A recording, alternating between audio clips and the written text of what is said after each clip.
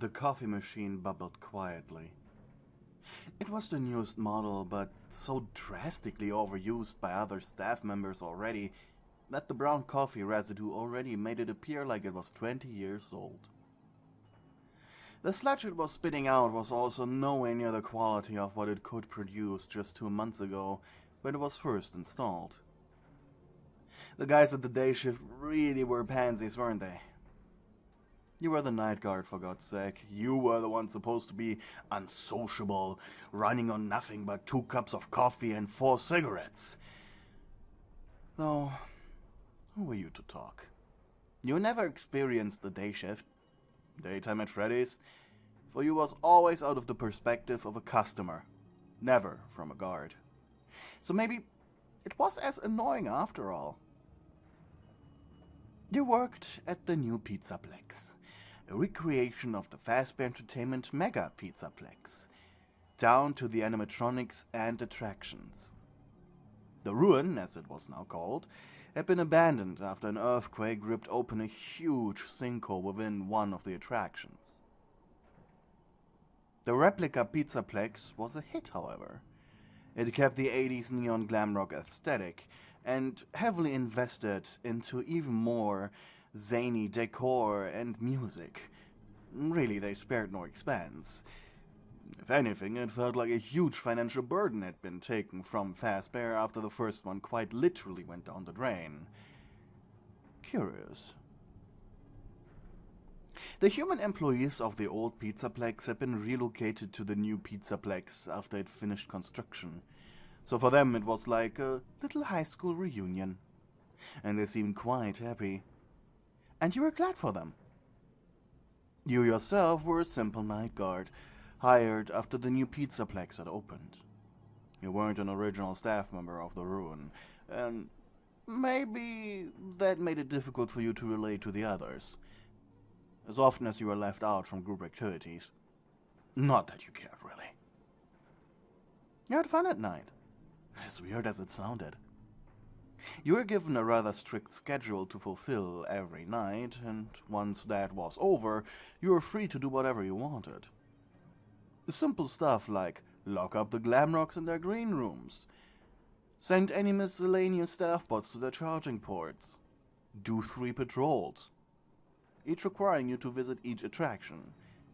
And your favorite, spend at least 30 minutes before each patrol in the closest security office for camera duty.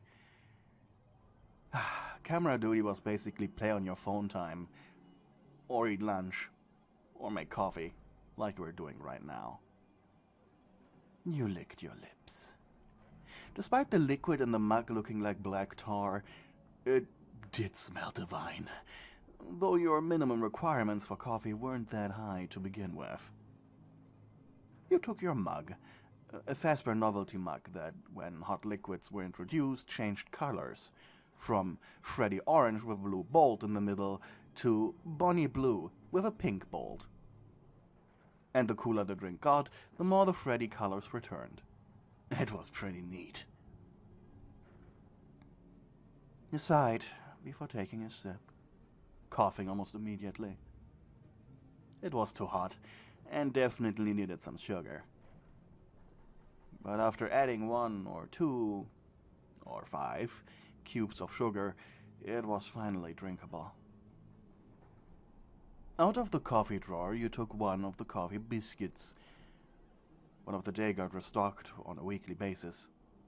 There was an unwritten rule to never be the one to take the last cookie, but thankfully there were still 3 left after you took yours. With a smile, you proceeded to the security table, where your tablet had been set up on a small stand. You sat down, yawned again, and then placed your mug and the biscuit on the table. Your eyes going from your coffee break to the security tablet over and over, as less and less coffee was in the mug.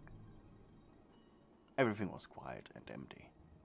The robots in their rooms, Son was sorting his finger paints, and you furrowed your brows. Leaning forward, you put your coffee down. Eclipse wasn't in Memorial Lane.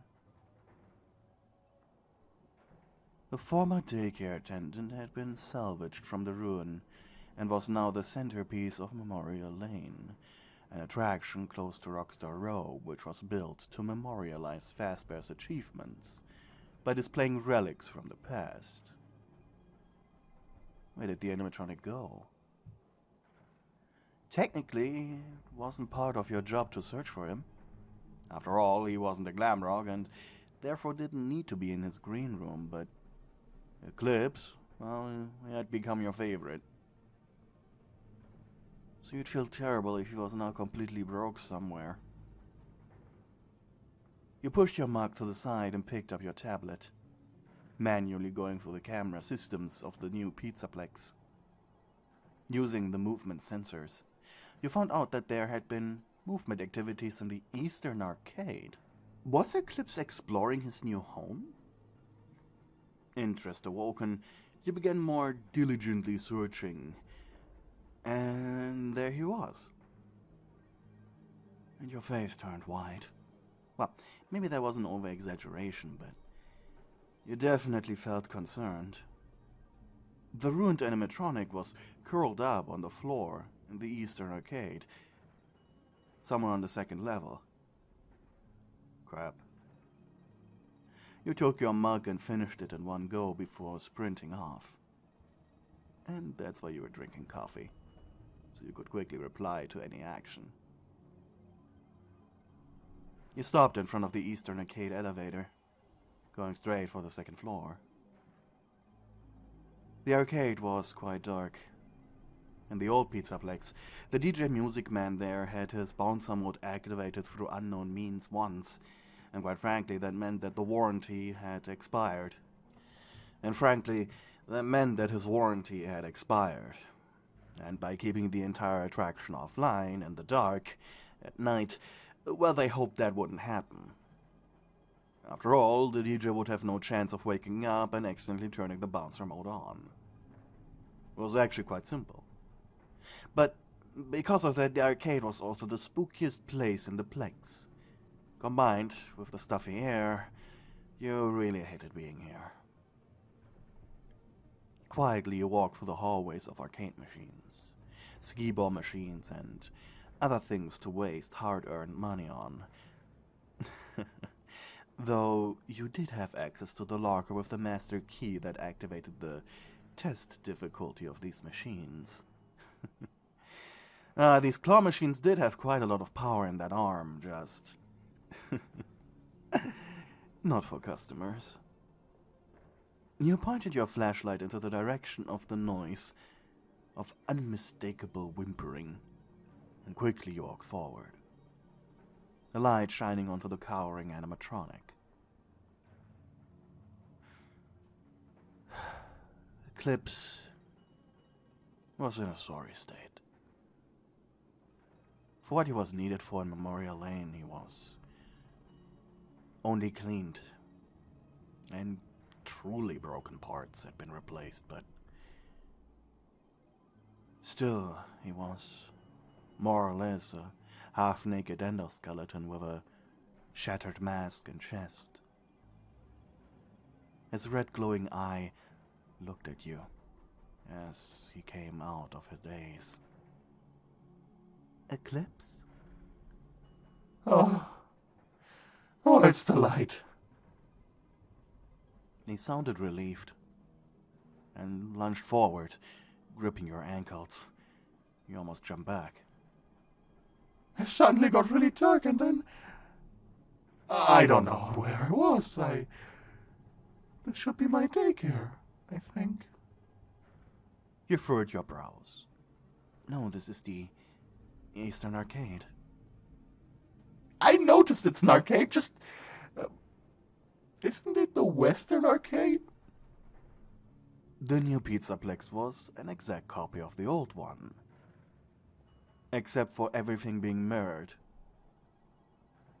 What was on the left in the ruin was on the right here, and vice versa. Maybe Eclipse still hasn't fully processed that information yet. You lean down to the robot, gently rubbing over his plastic back. Hey, you spoke. It's okay, little buddy. How about I get you back to Memorial Lane? He blinked. Yeah. My new attraction, right. Are you okay? The robot stood up, refusing your helping hand. I'm sorry, Night Guard, it has been a really long time since I was turned off. I feel a little queasy. Mind explaining? There's a 50-50 chance I never turn on when I shut down. I'm not allowed to turn off. I'm online during maintenance. I'm online during charge-up. I'm tired, and I just don't know where everything is. I see.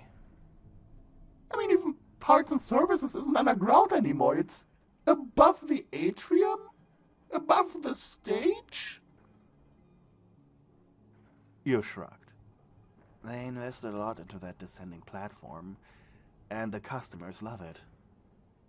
The robot sighed. I just want a break. He had awoken in a ruin. This was all completely understandable. You sighed. An idea jumping in your mind. You'd definitely get fired for this, especially if it fired back. Come with me, you said calmly. You took the robot's hand, and if he could, he'd blush. He liked you a lot.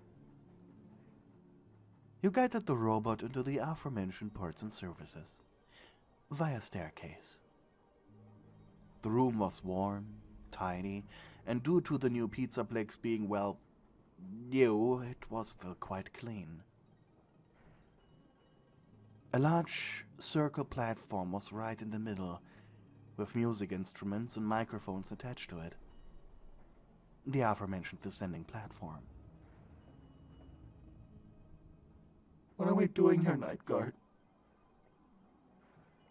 From behind the protective dome, a glass cylinder used for automatic repairs, you pulled out a large two-person mattress. It was brought in by Brian, a refugee from the ruin, and leader of the day shift now. He called it an upgrade to the ruin.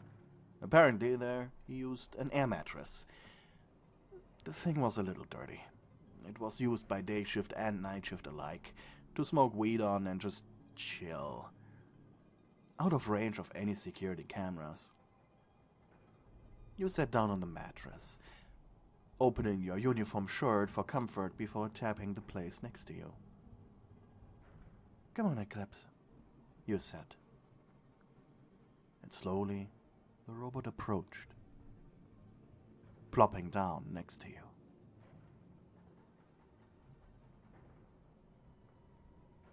The springs inside the mattress creaked at his weight. You took hold of his shoulder. Using your weight, you pushed him and yourself onto the mattress.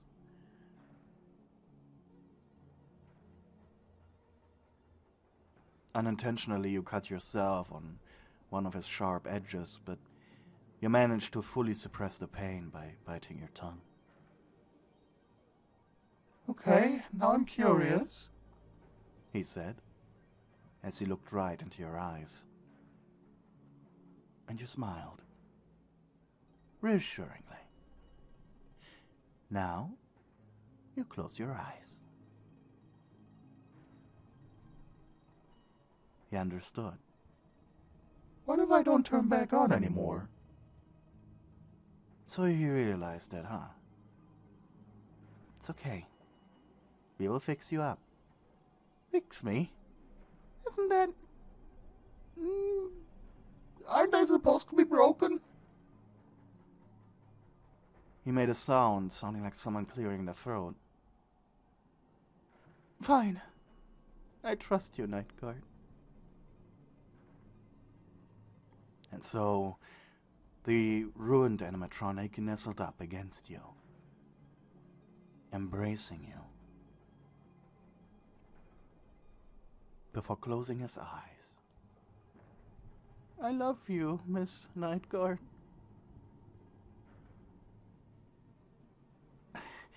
I love you too, Eclipse. You pressed through Clint's teeth.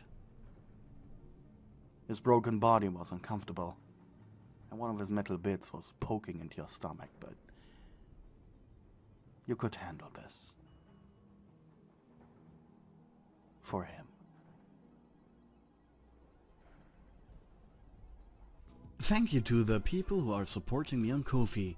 You guys are keeping me alive.